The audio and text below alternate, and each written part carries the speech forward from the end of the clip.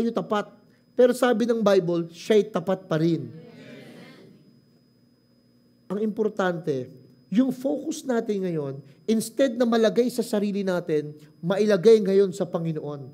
Kaya ang preaching natin, ang totoo lang, minsan, ang dami mga tao hahanapin yung mga different conferences, depende sa mga speaker, magaganda naman talaga yung mga sermon, mga messages, pero hindi na nakikita yung person ni Jesus Christ. Samantalang siya yung Alpha and Omega, first and last, beginning and end. Ang makikita mo puro mga formulas, mga steps, pero hindi na ipo-point kay Jesus. Magpipreach tungkol sa kindness, pero hindi mababalik sa kabaitan ng Diyos. Magpipreach tungkol sa kasaganaan, kayamanan, pero hindi mababalik kay Diyos, kay God. Kumbaga, ang lumalabas tuloy minsan sa mga preachings and teachings, kaya kami napagpala kasi sobrang sipag ko. Kaya naman nanunumbat yung iba. Dahil sa overtime ko to, dahil sa sideline ko, dahil sa sipag ko, dahil sa husay ko, sa dunong ko, hindi na tuloy nababalik yung papuri sa Diyos. That's why, the most important thing right now is to reintroduce uli kayo, hindi sa panibagong sermon or message. Yung bang ang ending nito, yung message nagiging 3D movie ng messenger mismo. Na minsan di ka nagpipreach, pero yung life mo, nagiging blessing sa iba. Minsan di ka naman nagsasalita, pero yung presence mo pa lang, alam niyo, iba sa inyo, I know you cannot speak. You don't want to speak. Parang hindi mo forte yan eh. Natatakot kayong humarap sa tao, nahihiya kayong pumanik ng entablado, hindi ka magaling kasing magsalita. Pero alam niyo, minsan, yung yakap, oras, pakikinig, tapik sa balikat, at pagpapakita mo ng atensyon at interes, matinding mensahe na yon. Why? Kasi hindi ka na-nermon naging person ka dun sa tao. Hindi mo kailangan magsalita ng magagandang salita. Ang gawin mo lang magmahal ng magmahal. Maniwala, magpatawad. Ang nangyayari, yung sermon mo, nagiging powerful tuloy. Every time the Lord will do something on earth, hindi naman angels ang uutusan niya para may gawin. Lagi siyang magpapadala ng person. Hindi sermon, person. Nung ililigtas niya na yung mundo, sabi ng Bible, God so loved the world, He sent His only begotten Son. Person yun eh. Pwede namang herald na lang, yung may announcer, yung may magsasalita, pero hindi ginawa ng Diyos. Ang ginawa niya, person talaga ang papadala niya. Kung minsan ipapadala niya, mangingisda, tax collector. Ang ipapadala, iba-ibang klaseng tao, iba-ibang klaseng edad. Si Moses, nung kausapin para ipadala ng Panginoon sa Israel, 80 anyos. So kung senior na kayo, sa palagay nyo, hindi na kayo gagamitin ng Panginoon, nagkakamali kayo. Walang edad sa paggamit si Lord. Si David, nung tawagin ng Panginoon, is-send doon sa laban nila sa valley para padumbahin si Goliath. 17 years old si David. Si Mary, nung kausapin ng Angel Gabriel na magbubuntis siya kay Jesus, 16 years old. Si Jesus, nung magsisimula ng mag-ministry para magpagal 30 anyos. So wala sa edad.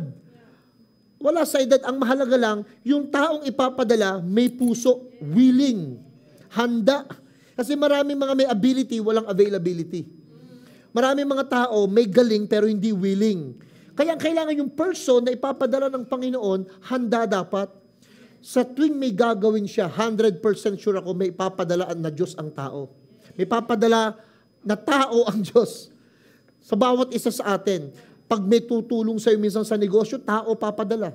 Pag may tutulong sa'yo minsan sa trabaho, tao papadala. Pag may minsan may mga taong depressed, lugmok sa problema, tao papadala. Marami sa inyo na save kayo, may taong pinadala ang Diyos, in-invite ka, kaya ka nakakapakinig ngayon. Maraming mga tao, kaya ka nabuhay. Kaya ka nabuhayan muli. Kasi may taong ginamit para sa'yo. Pero ito tatandaan nyo. Huwag niyong piliting gawin yung hindi nyo kaya. Gawin nyo lang yung mga natural. Gawin nyo lang yung mga kaya natin. Ipapataas ng Panginoon kay Moses yung tungkod. Pero ang Diyos ang maghahati ng dagat. Ipapasigaw kay Joshua kasama ng mga Israelita. Kaya naman nila sumigaw eh. Pero ang Diyos ang magpapabagsak ng pader. Uutusang gumawa si Noah ng malaking arko, pero yung magpapaulan ng 40 days and 40 nights, si God yun. Uutusan tayong ipatong yung kamay sa mga may sakit, pero ang magpapagaling, ang Diyos yun. Gagawin natin yung kaya natin. Gagawin ng Diyos yung siya lang ang kayang may gumawa. Gagawin natin yung natural things, gagawin ni Lord yung supernatural. Amen. Kaya nyo ba magsalita? Magsalita kayo. Ay, hindi nyo kaya? Kaya niyo po bang magsalita? Magsalita kayo, speak life. Sabihin niyo yung gusto niyo. Kung kaya niyo magtaas ng kamay, magtaas kayo ng kamay. Kung kaya niyong tumayo, magbigay, magpatawad, gawin na kasi kaya natin yun eh. Pero magpagaling ng sakit, di natin kaya. Magbago ng buhay, hindi natin kaya. Yung halimbawa, palaguin ang church, hindi natin kaya yon. Alam niyo ba ang church kaya lumalago itong New Life Tondo? Padami ng padami ng padami? Hindi naman kasi may mga magagaling. Kaya naglumalago ito kasi nga ang Diyos ang nagpapalago. Pero may magtatanim, may magdidilig, pero ang Diyos pa din ang nagpapalago. Amen? May mag-iipon, may mag-i-start, may mag-i-initiate, may mag-a-apply, may magbo-volunteer. Si Lord ngayon ang gagawa para dumami yung mga bagay na yon. Kaso kailangan may participation ka.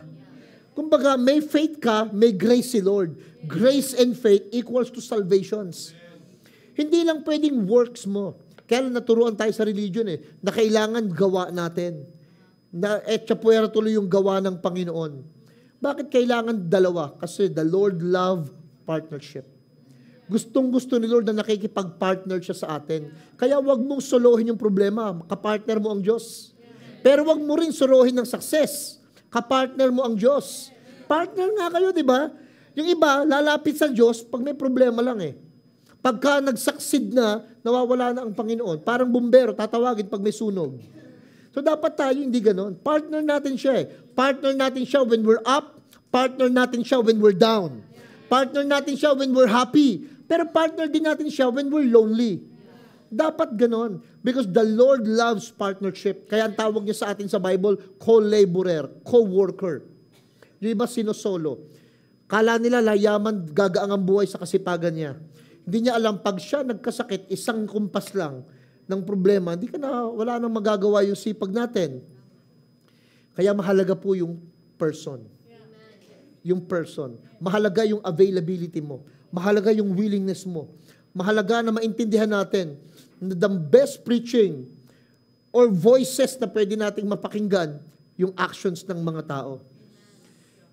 Minsan tinatanong natin, paano ba kami may mga ganito you know? Siguro, let me share the scripture. Sa John chapter 6, sa verse 4, nagsalita si Lord, we must work while it is day. Sabi niya, kailangan may gawin tayo, trabahuhin natin ito hanggat may pagkakataon pa. Before the night comes. Kasi alam niya, may mangyayaring masama na paparating. So sabi ni Lord, we've got to do the work. So narinig ng mga tao yon. Nagtanong ngayon yung mga tao, ano yung work na gagawin namin, Lord? What are the work that you want us to do or to perform? John 6:28-29. They replied, we want to perform God's work. What should we do? What should we do? Kung gusto naming maglingkod sa Diyos, gusto naming magtrabaho para sa Panginoon, mag-perform para kay Lord, anong gagawin namin? Alam niyo kung anong sagot ni Lord? Dati akala ko, if we want to perform God's work, kailangan talaga magsakripisyo ka, gawin mo lahat ng mga religious activities, kumpletuhin mong basahin yung Bible, manalangin ka, mag-fasting ka, gawin mo lahat ng mga ito. Specific yung tanong, dapat specific din yung sagot. Sabi ng tao, Panginoon, gusto naming gawin ang pinagagawa ng Panginoon. Paano namin gagawin yun?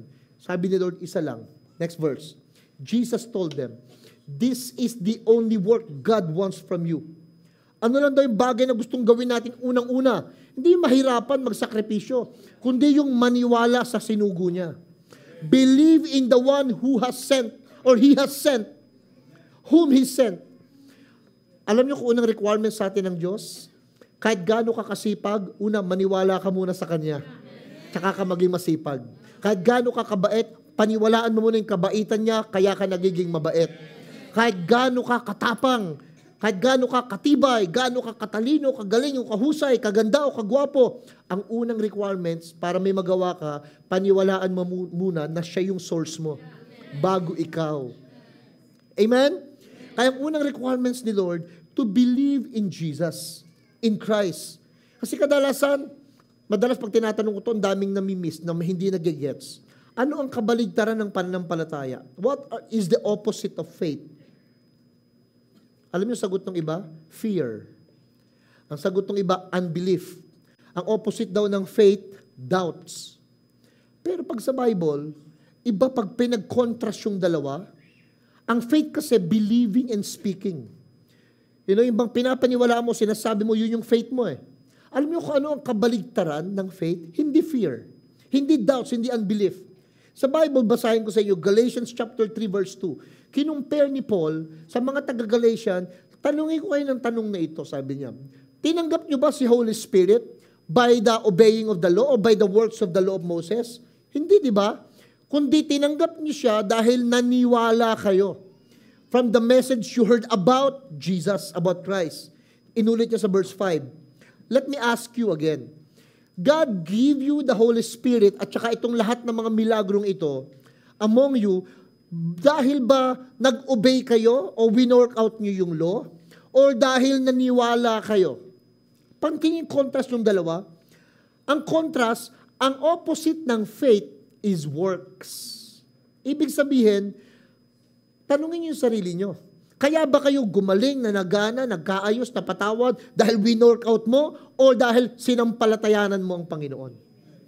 Dahil may ginawa ka o dahil may pinaniwalaan ka? So ang opposite ng faith actually is work. So lahat ng bagay na meron kayo, dapat isa lang, mamili lang kayo. Nakuha niyo ito by faith dahil naniwala kayo na mabuti ang Diyos o dahil naniwala ka, pinaghirapan mo.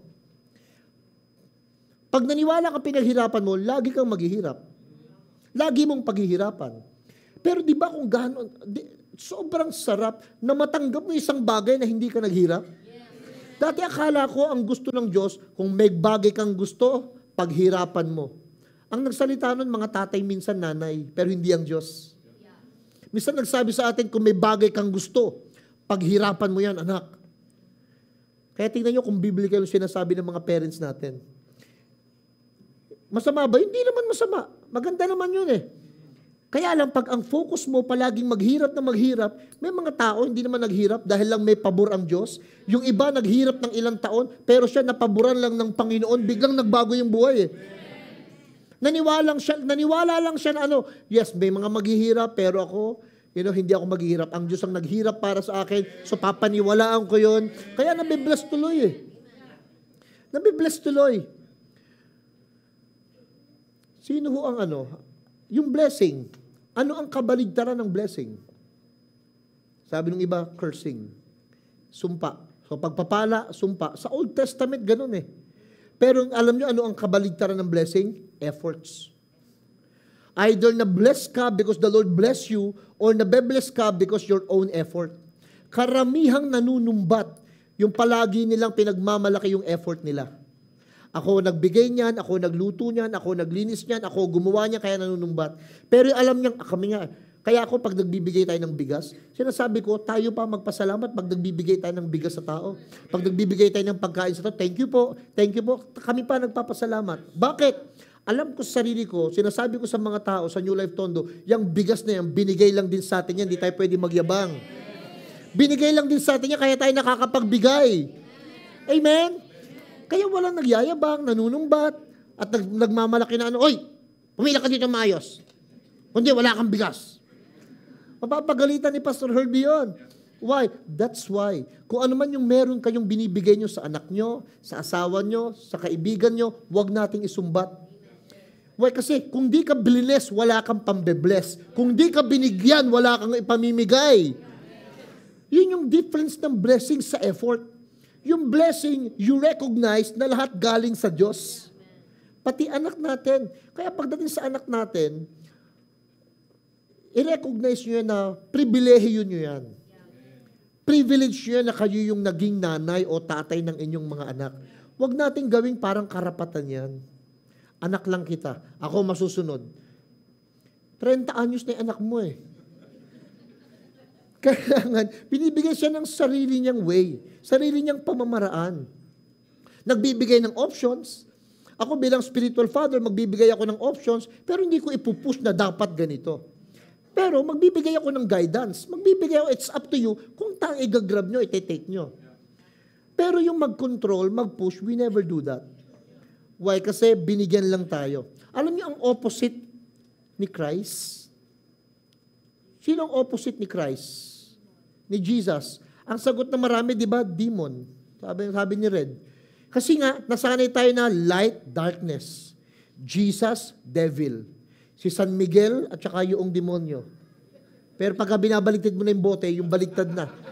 Yung demonyo na nasa ibabaw. Yung anghel na nasa ilalim. Pag tinaob mo na yon. Alam niyo kung sino ang kabaligtaran ni Jesus? Hindi naman yung demonyo eh. Kasi sa Bible yung demonyo natalo na. Nasa ilalim na rin ng ating mga paa. When Jesus was being crucified, the devil's already been defeated. Sino ang kabaligtaran ngayon ni Jesus? Turo mo yung katabi mo, sabi mo siya, pastor.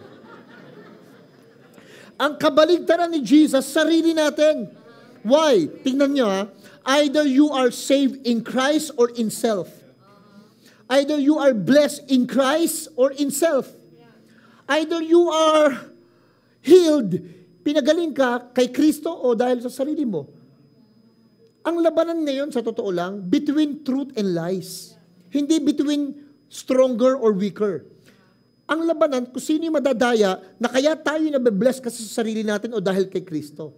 Mas masarap sabihin dahil sa Diyos. Mas masarap sabihin yon kaysa sinasabi natin, dahil sa akin. Kaysa sinasabi natin, dahil sa trabaho ko. Kung hindi dahil sa akin, wala ka nang meron ngayon. Please be careful of saying that. Be careful of saying that kasi hindi ka nagiging person of the sermon na naibabalik kay Kristo palagi.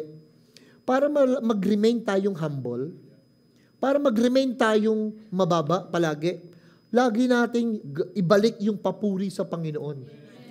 At palagi nating i-recognize yung iba. Alam niyo yung pinaka-worst? Yung bang kilala ka ng ibang tao pero hindi ng pamilya mo. Di ba yun ang pinaka-worst? Yung ang galing-galing mo sa ibang tao pero hindi sa pamilya mo. Why? Kasi nga, it turns out na ang laging focus sa sarili. Yung ba ang galing-galing mo pero hindi ang Diyos. So the best way actually to humble yourself, to limit yourself para hindi ka maging prideful, is to always bring back the glory and the honor to Jesus Christ. Palakpakan natin si Lord. Naririnig niyo po ba yung boses ko? O ano nauna, boses o salita? Taas po ang kamay nagsasabing boses. Taas sa kamay nagsasabing salita. Taas sa kamay na kahit anong tanong ko, hindi magtata. Ano ang nauna, boses o salita? Which comes first? Voice or word? Eto, ano yung naririnig? Ano yung naririnig nyo? Boses o salita? Ha? Oh boy. Which comes first? Voice or word? Buti na lang may Bible, no? Kasi madalas pag tinatanong ko din yan, kahit sa mga pastors conference, every time I speak, naguguluhan din sila. Sinasabi ng mga pastor, voice? Iba, word? Buti na lang may Bible kasi nga opinionated tayo. Ang dali nating ma-divide. Palagi tayong pwedeng mahati sa pagbobotohan. Palagi. Alam niyo, buti na lang sa salita ng Panginoon, in specific kung ano yung una. John 1:1, in the beginning was the Word, and the Word was with God. Sa pasimula daw, Word na. So nauna yung salita. Wala pang boses, nandun na yung salita. Kasi yung salita na yun, actually, it represents Jesus. Yung voice na yun, it represents John the Baptist. The voice in the wilderness crying out, prepare the way of the Lord. So ang nauuna, salita. Alam nyo ba, bago nyo naririnig yung boses ko, may salita muna sa isip ko. So kaya yung naririnig nyo, resulta ng salitang nasa akin. Ngayon kung papipiliin kayo, ano maganda? Nagsasalita, nakikinig. Taas sa kamay, nagsabing mas maganda yung nakikinig. Siyempre, nakaupo lang kayo, nakatayo ako. Ano mas maganda? Nagsasalita o nakikinig? Mas maganda yung nakikinig. Kasi nga, sabi ni James, you need to listen twice and speak once. You need to be slow in listening or in speaking, but be quick to listen. Why? Kasi pag ako nagsasalita, inuulit ko lang yung alam ko na. Pero pag kayo nakikinig, pinapayagan nyo yung sarili nyong matuto ng matuto. Sabi mo sa katabi mo, kaya makinig ka. I mean, that is why it's very important. Pero ito yon. Ito yon. Gaano ka-importante salita kasi ganito ho. Sa tuwing linggo na lang, marami naman kayong pastor na mapapakinggan. Mga preacher and teacher sa YouTube, sa Facebook, sa TikTok, ang dami niyan. Mga reels, ang dami. Pero alam niyo kung anong pinaka-importante? Hindi kung sino yung nagsasalita.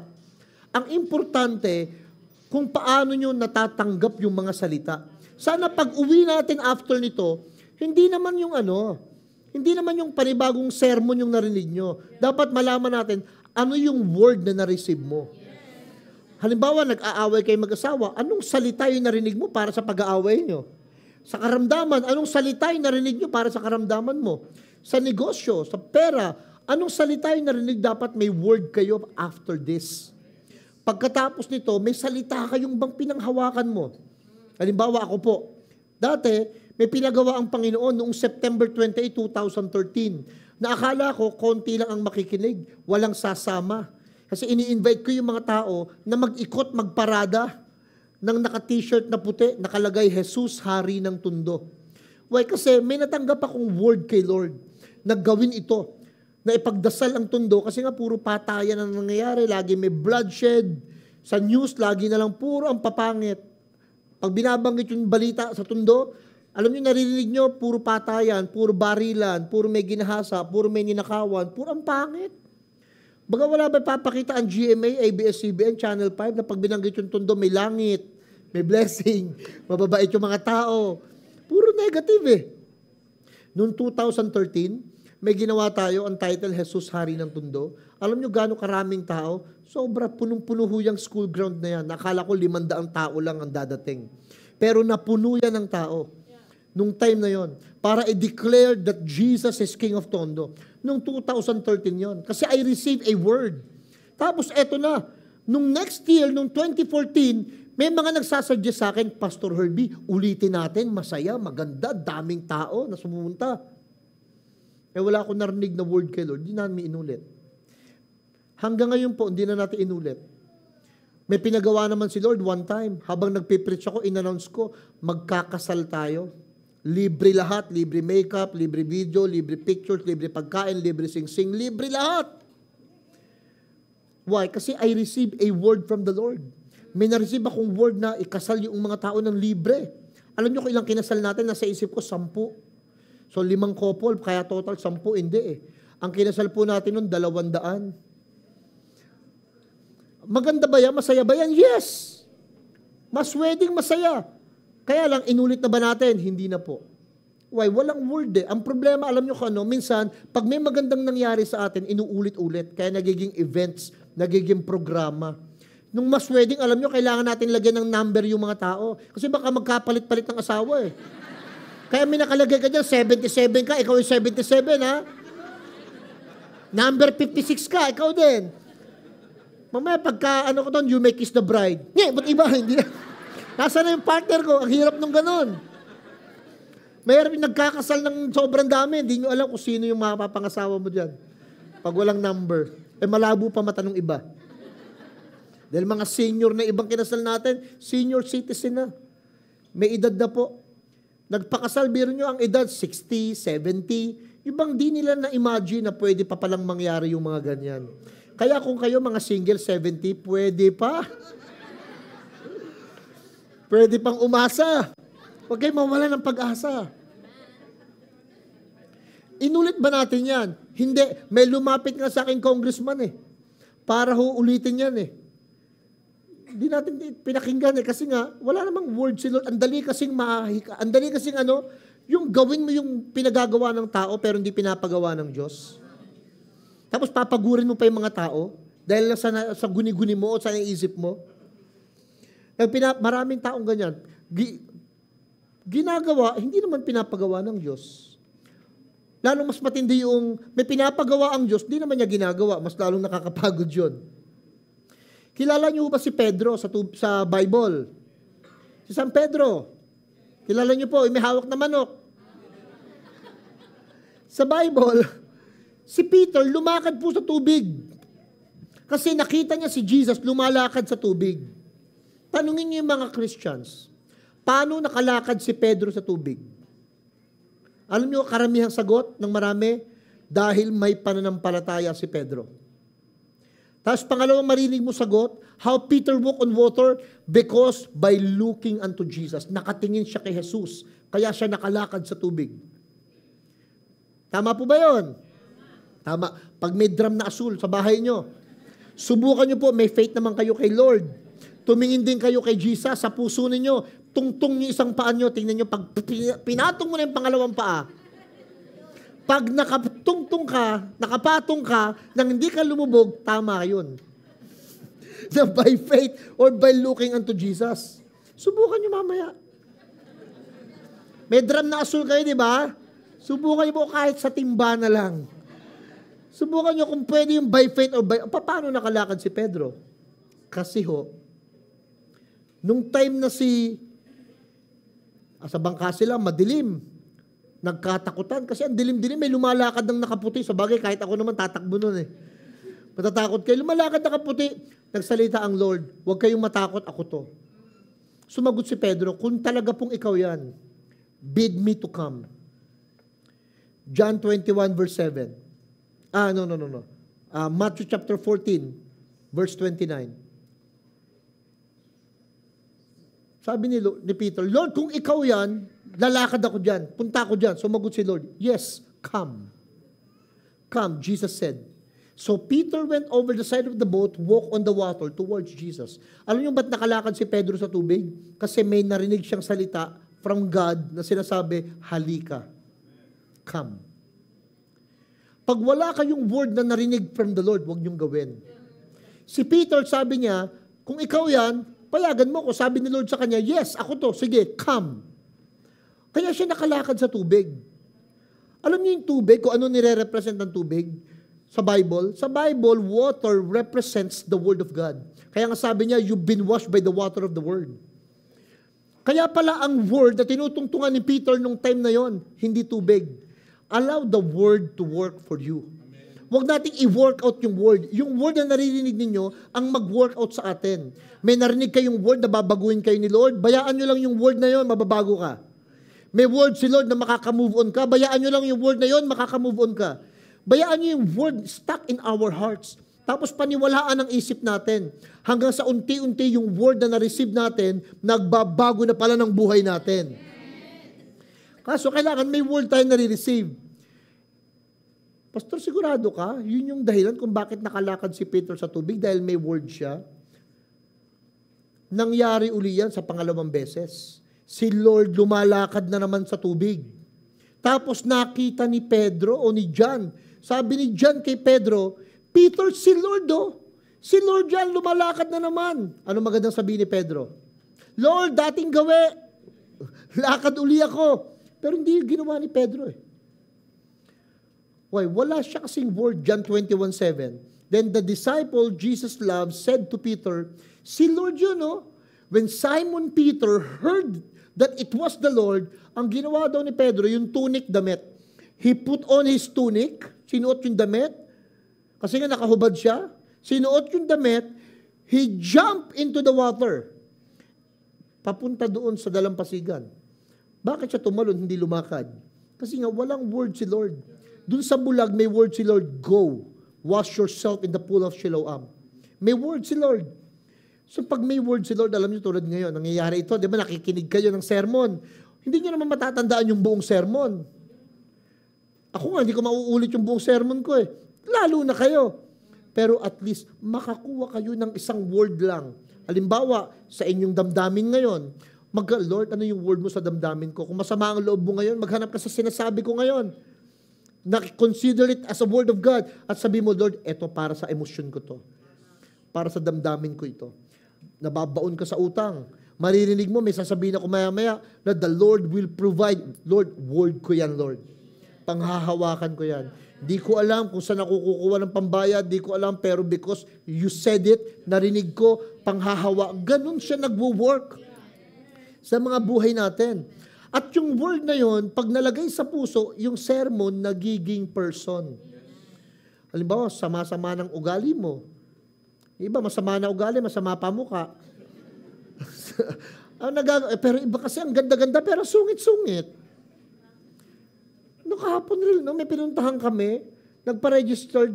Kasi nga, pag nagpupunta ako, hindi nila ina-expect, hindi ako kilala Nung nasa registration, Ralph, nakalagay doon, Bishop Herbie Castillo. May hawak-hawak silang gano'n, tapos may bilog, no? Talagang kanino isasabit. So, ina-expect nila, may dadating na obispo doon na matanda. May dadating na naka-coat. May dadating na matulis ang sapatos na naka-leather o merong abito.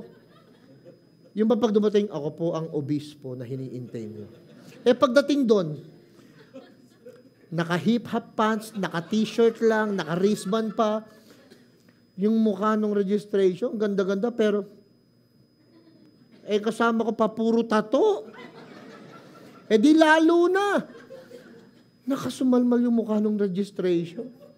Sabi ko rin, patawanin mo nga, ang ganda-ganda pa naman. Nakasimangot yung mukha. Kasi they judge people based on outward appearance. Eto na. Nung nalaman ako yung speaker, nagpapapicture na Nagpapabiglang bumait. Siya pala yung bishop. Kala namin kung sino yung ina-expect namin dadating Iba pala. Pero alam nyo, kadalasan, yung sermon nagiging powerful yan pag dala-dala ng person. Pag dala-dala ng tao yung mabuting balita. Pag mabuting balita dala mo, dapat mabuting muka. Isabihin, yung presentation mo pa lang, maayos na. O sabihin mo sa katabi mo, ayusin yung muka. Minsan, formulas can be your do's and don'ts turn out into a religion. Kadalasan yung mga formulang nakasanayan natin, laging ganun Minsan akala natin, dapat ganito ang damit, dapat ganito ang presentation, dapat ganito ang pangangaral, dapat ganito, dapat. Lagi tayo nasasanay na may mga nilagay na sa ating klase ng sermon, kaya dapat ganun yung tao. Pero minsan, nagbabago yun, hindi ganun Kaya sa pangalawang pagkakataon, nung si Pedro, nakita niya yung si Kristo na lumalakad, hindi niya inulit. So ang point, wag ho kayong masanay sa mga bagay na akala nyo, yun na. Wag nyo i-judge yung itsura ng mga tao. Baka hindi nyo alam yung katabi mo, yan pa maglilibre sa iyo mamaya. Hindi nyo lang alam. Yan pa magpapakain sa inyo mamaya. Alam nyo kung bakit lumubog si Pedro? Si Pedro, lumubog siya nung makita niya yung hangin. Alam niyo yung hangin, kung ano nire-represent yung hangin? Basahin ko sa Bible, Ephesians 4:14. We should no longer be children tossed to and fro and carried about of every wind of doctrine by the trickery of men in the cunning craftiness of deceitful plotting. Alam niyo, kaya lumubog si Pedro, tinignan niya yung hangin. Yung hangin daw, kung yung tubig nagre-represent ng salita ng Diyos, yung hangin nagre-represent ng doctrine teachings of men. Kaya minsan may word ka na sa puso mo. Ang saya-saya mo na nung nandito tayo, di ba? Tumatawa ka, gumagaang ang loob mo, may natatanggap ka, nabe-bless ka, paglabas mo. Nagpa-check up ka na sa doktor. Sinabi ng doktor, 3 months to live ka na lang po. Tinignan yung laboratory result mo, tinignan yung iyong CT scan, sasabihin na sa yung kalagayan mo. May word ka na that the Lord will heal you, love you, that the Lord is for you, that the Lord is favoring you. Kaya lang, narinig mo yung wind. Narinig mo yung mga salita ng mga tao. Alam nyo kung nangyari? Lulubog ka uli. Yung word na yun nawala na uli sa heart mo. Okay na yung word mo Kumbaga yung word mo, nalaman mo, hindi ako pababayaan ng Diyos. Hindi niya ako iiwanan. Kung ang Diyos nga pinatawad ako, magpapatawad din ako. Kung ang Diyos nga naging mabait sa akin, narinig mo yun, encourage ka, may word ka. Paglabas mo, nasungitan ka ng katabi mo. Sa jeep. Naunahan ka, wala na. Yung word na meron ka, nawala na. Nasira na. Kaya lumulubog tayo. Alam niyo kung kailan? Pag nawawala yung word na pinanghahawakan natin. Tapos tumitingin tayo sa mga teachings of men, words of anyone na hindi ayon sa salita ng Panginoon. Now, let me close in this. Ano ho ang unang regalo ng Diyos sa tao? What is the first gift of God to humanity? Alam niyo ba kung ano? Ano po? GCash? Ano ang first gift ni God sa humanity? Ano? Malapit na, oh. Nature daw, nature. Hindi. Life? Life, buhay? Hindi. Sino pa? Ano po? Love? Malapit na. Earth? Malapit na. Alam niyo ang pinaka-best na regalo ng Diyos sa tao, unang-una? Tingnan niyo ito, Nung nililikha ng Diyos yung isda, nagsalita siya sa tubig para magkaroon ng isda. Nung nililikha niya yung mga punot bulaklak, nagsalita siya rin sa lupa para tubuan ito. Nung nililikha niya yung mga ibon, nagsalita siya sa himpapawid. Alam niyo, nung nililikha ang tao, kanino siya nagsalita? Sa sarili niya. Lalangin natin ang tao sa ating wangis, ang kausap ng Diyos Jesus at yung Espiritu Santo. Ang unang regalo ng Diyos sa tao, sarili niya. Ang Diyos mismo. Yun ang unang regalo sa atin. Paano? Yung hinihinga natin, si God yun. Yung hinihinga natin, si God yun. Yung love natin, si God yun. Lahat ng bagay na meron kayo, si God yun. Kaya sabi niya sa Genesis 15, kay Abraham, ako ang iyong exceeding great reward. Ako mismo yung regalo mo. Ang pinaka-the best na regalo ng Diyos sa atin, alam niyo kung sino? Siya mismo. Yung kanyang sariling anak.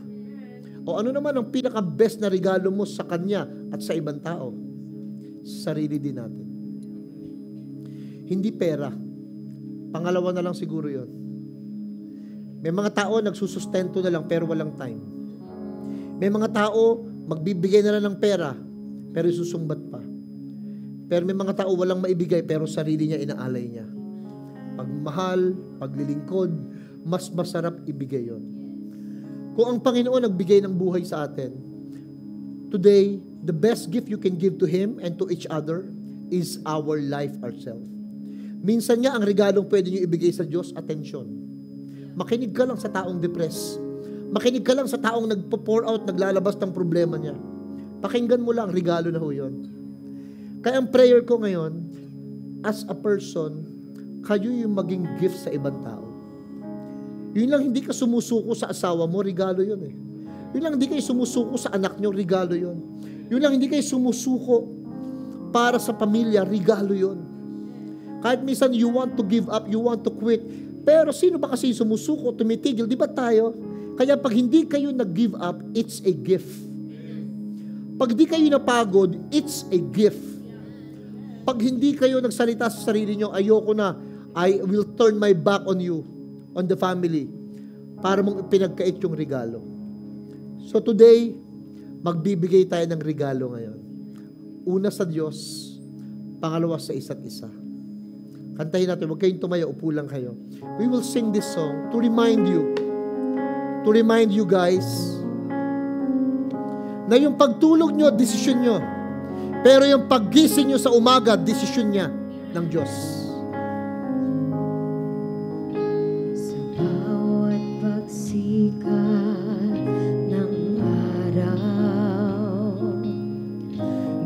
Bagong umaga ang aking natatanaw. Kabutihan mo ang sandigan ko. Kapayapaan mo ay kalakasan ko. Kaya papuri ay sa'yo. Ang puso ko'y aawit. Puso ko'y sa iyong kadakilan. Walang hanggan. Walang hanggan. Dahilan ng pag-ising ko ay ang katapatan mo. Kaya, O Diyos, maghari ka sa buhay ko.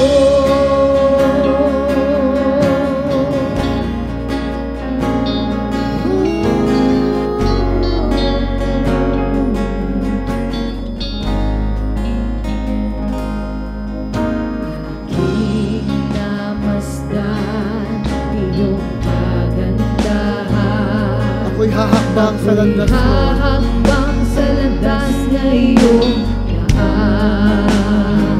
Panghahawakan ko. At panghahawakan ko mga pangako mo. Dahil kailanman di ka Bumibigo. Puso ko aawit sa iyong kadakilaan. Walang hanggan. dahilan Ang pag-isip ko ay ang katapatan mo. Kaya o Diyos, magaling ka.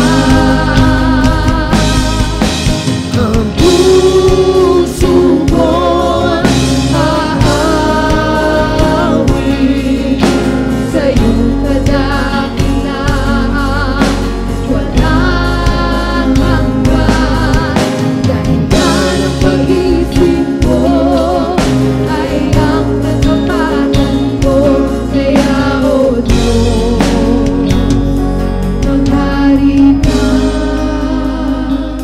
sa buhay ko. Pwede po ba, yuko tayong lahat, every head bow. Gusto kong iparamdam sa inyo na si Lord nagpapadala ng tao. To comfort you, to pray for you, leaders, pastors, let us lay hands on people. We just want for everyone to feel na hindi kayo nag-iisa.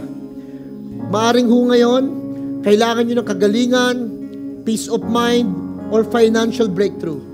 Let the Lord work for each one. Let the Word work for you. As you are all being touched, laid hands by pastors, by leaders, para bang sinasabi ng Panginoon, I am sending a person. I am sending a person to you.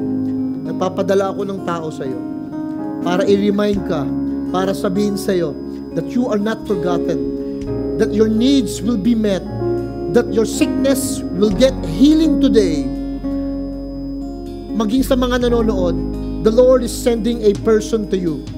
The Lord is, you're not just only hearing a sermon.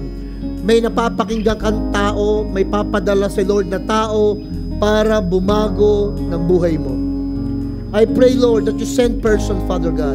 I pray, Lord, person into the business, person into the relationship, person, Lord, para mag-ahon, tumulong, Ama, sa bawat isang nabibigatan, nahihirapan ngayon. Magpadala ka ng mga tao, Lord. We pray today, magkaroon kami ng word, salita mo na panghahawakan namin. And whatever words, Lord, that we receive, Father God, hayaan mong panghawakan namin ang mga salitang iyon, Ama. Thank you, Lord, for sending a word today, words of forgiveness, words of triumph, words of courage and strength, mga salitang nagpapalakas, salitang nagpapagaling, salitang nag-aayos, salitang nagbibigay ng pag-asa. Sa mga oras pong ito, Panginoon, bayaan mo, Ama, yung bawat words na aming narinig, magbago ng buhay namin sa oras pong ito.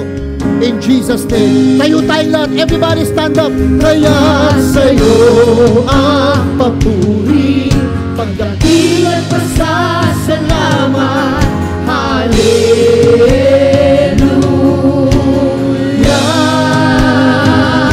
Pagkat sa'yo ang papuri, pagdakilan pa sa salamat.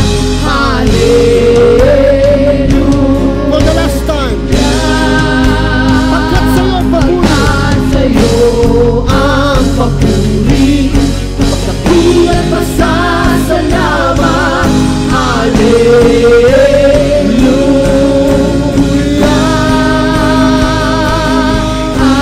Hallelujah.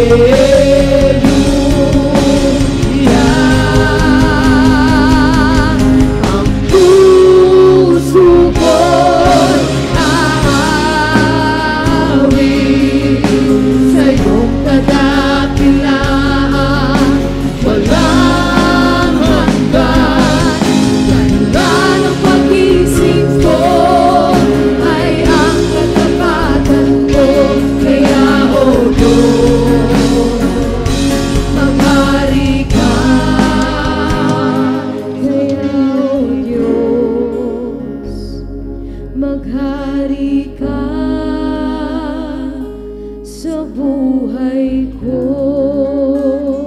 Lord, salamat po sa salitang narinig. Salamat sa ginawa mong pagkilos ngayong umagang ito.